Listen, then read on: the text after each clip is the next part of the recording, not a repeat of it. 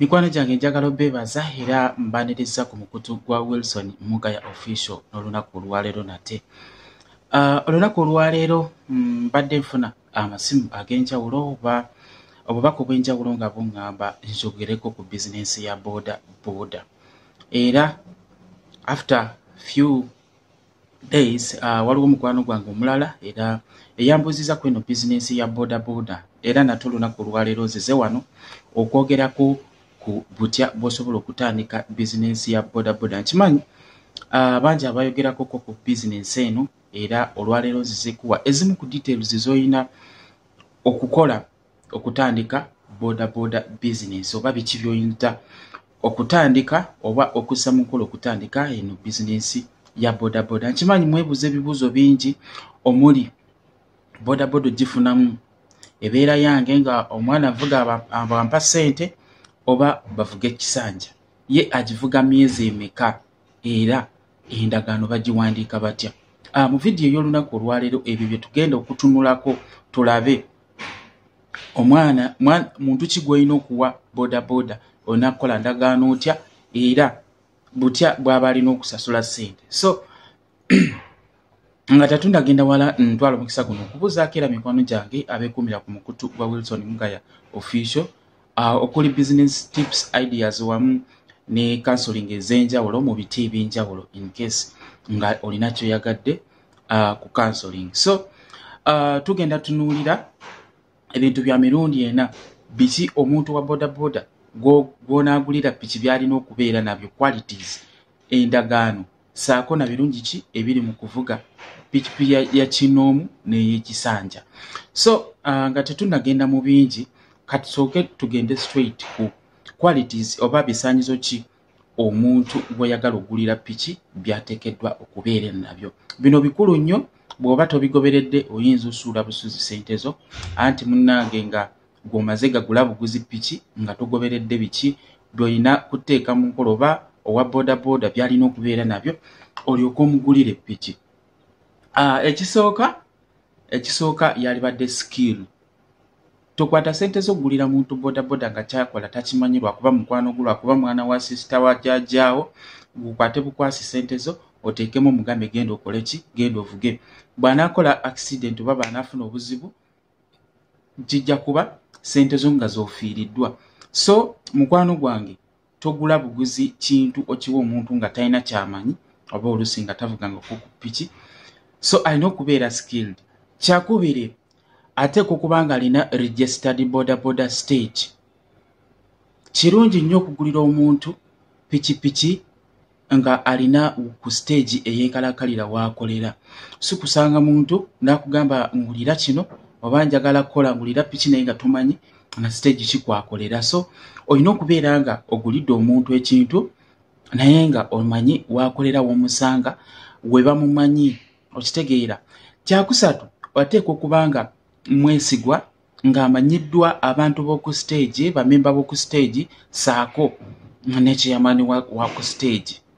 Kino kiyambako okubeera nga bagenda mu garanti oba kufuna ba guarantors mu process y'okuwandiika agreement wakati wo naye alina okubeera ne ba guarantors. So tasobola kubeera na ba guarantors wantu walala nga tabadde nabo ku stage wakolera nga kuliko ne chairman waakwo.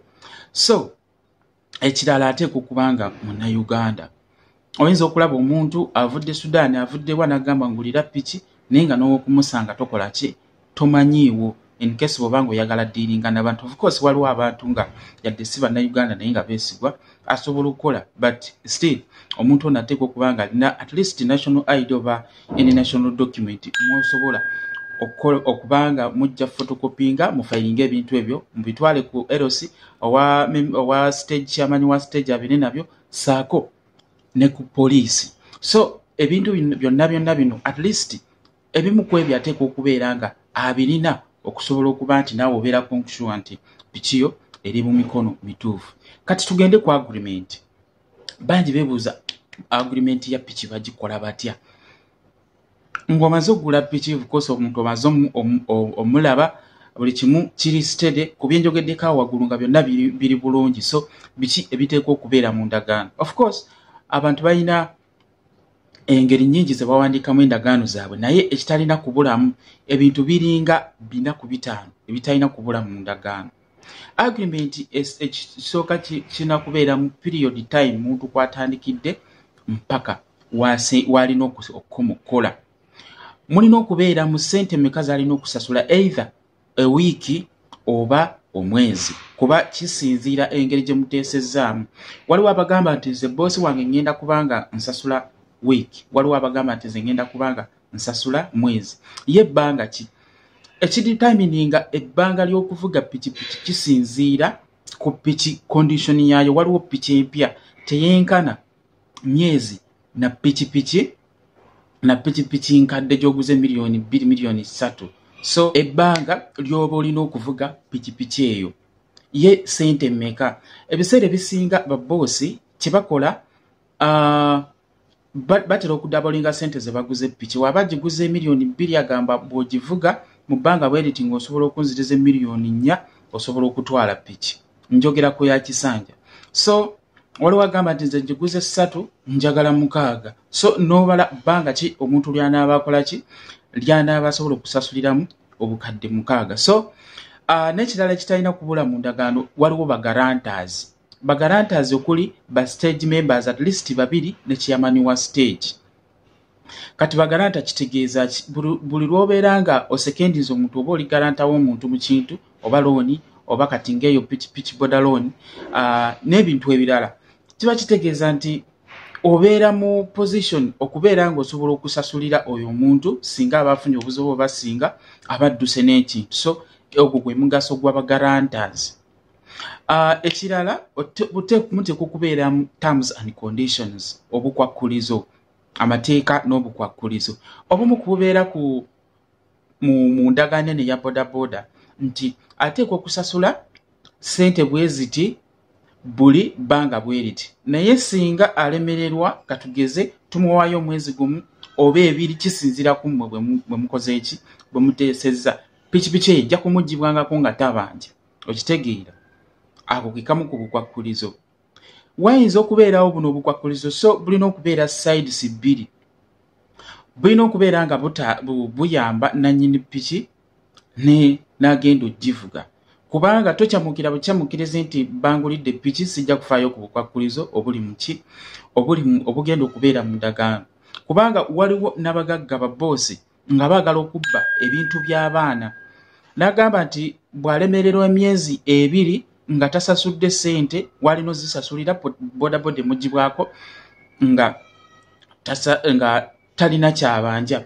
Ne weerabira nti ebiseera ebimu ojja kufuna obuzibu omala emyezi 2 obenga obulayo emyezi 4 otwale piki yo omala emyezi 2 nga tonnaba kusasula akwate piki ye agitwale. So olina okubeera naawe omuvuzi omwegendereza singa mukola obukwakkulizo n'amateeka kubanga buyinza okukosa side emu obanga bukosa side 2.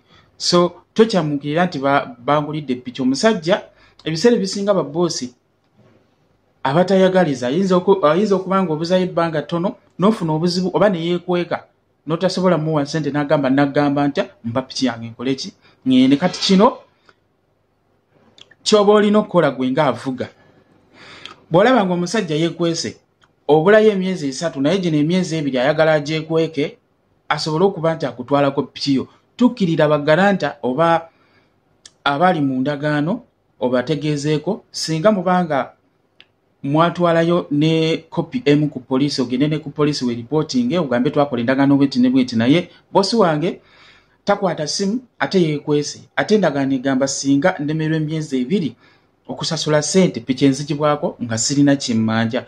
So muganda wange gwe avuga naawe olina okukola agreement eno nga ogoberera abukwakkulizo n'amateeka nga naawe bikufevalinga. Ekirala kyemuyinza otuteesaako waliwo ebintu ebigwa tebiraze. Ebigwa tebiraze bino mulimu accident, mulimu obulwadde, mulimu okufiirwa ng'abantu tosobola kubanga weewala obuzibu oba ebizibu ebitugwako. Mu zino terms and conditions weesanga nti omuntu wateesa n'ogamba nti nze bwe mbala emyezi 2 oba 3 nga sinaleeta ssente piki enzigibweko naye kiyinza okwesanga nga ebbanga lyovuzeeko piki wabulayo lyeddene erisigaddeyo nga gittono ofunye oluusi accident nga tosobola kuddamu kukola ki kuvuga pikipiki eyo.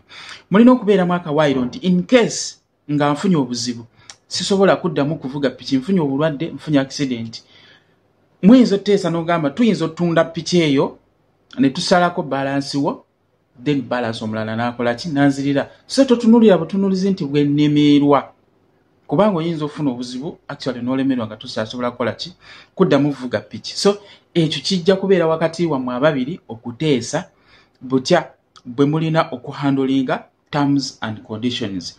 So kakati n'ekintu ekirala, biki ebirungi ebiri mu kuvuga oba okugulira omuntu pikipiki y'ekisanja ebitali ku ya boosi, nga boosi yennyini y'omuntu avuga buvuzi n'amuleetera sente naye nga piki ekyaliye.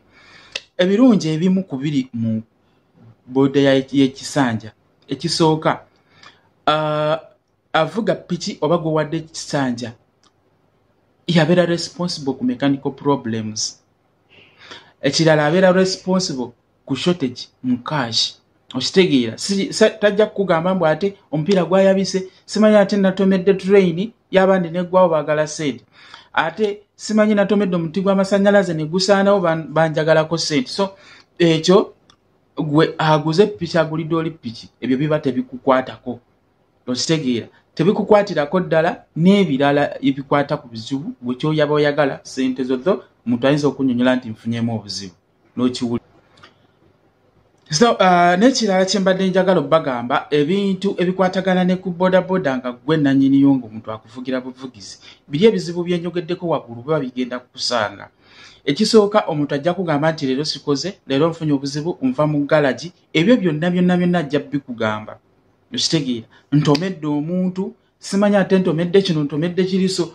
Ebyo byonna bw'obanga wagula piki nga yiyo nga gamba bandeeterenga buleetezi sente nga gwaje handolinga, ebyo bizibu oba ogenda kubifeesinga. Ajja kugamba leero sikoze, ayinza n'okutunda patisi za pikipiki zo, n'agamba mpa battery, mpaamu sente ze nkuweemu eno ne bakyusa, n'agamba mpa kino, n'atunda ebintu ku piki naye nga gwe tomanyi, oweza piki ekaddiye naye nga tomanyi lwaki ebintu ebyo bibeerawo ebityo. So ebyo ebizibu byonna bisanga oyo omuntu agambye nti nze piki yange saagala bagitwale, njagala ebeere yange naye nga bavuga buvuzi. Ebyo ebizibu byonna birinde mu kubanga omuntu akolera sente naye ng'oluusi akugambye, ayinza n'ogigaba, ayinza n'okubeera nga ali careless about you. Naye epikipiki y'ekisanja gy'ogulidde omuntu givuga ebbanga bwe lityo gitwale. Ekisooka omuntu aba tayagala kufiira sente z'ataddeyo, kyakubiri kyavuga kiba kike, kyakusatu abeera careful kuyo. Naye omuntu ono gambye nti nvugira buvugizi nga bwompa sente, muganda wange kkiriza oba gaana, waliwo ebintu ebitagenda kutambula bulungi. So gwe wenna omupya ayakakegatta ku mukutu guno, bambi subscribinga ohitinga notification bell tusobole okuba nga tutambulira wamu ku mukutu gwa Wilson Mugaya Official. Ndowooza ababadde babuuza ebikwatagana ku bizinensi ya pikipiki, ndowooza mufunye ekyokuddamu ekirungi. Naawe osobola okusindikirako mukwano gwo buno obubaka n'abeera nga asobola okumanya bitya waalina okutereezaamu oba biki byalina okugoberera okubeera nti asobola okugula piki. Ntimanyi bangi muli eyo obadde mutya okugula pikipiki, zirimu sente naye ebyo byolina okugoberera ebimu ku byo osobole okuba nti ofuna mu bodaboda business. So bwentyo bwe mbadde olunaku olwaleero, nsigadde Wilson Mugaya Official, teweerabira okusubscribinga. Bye bye.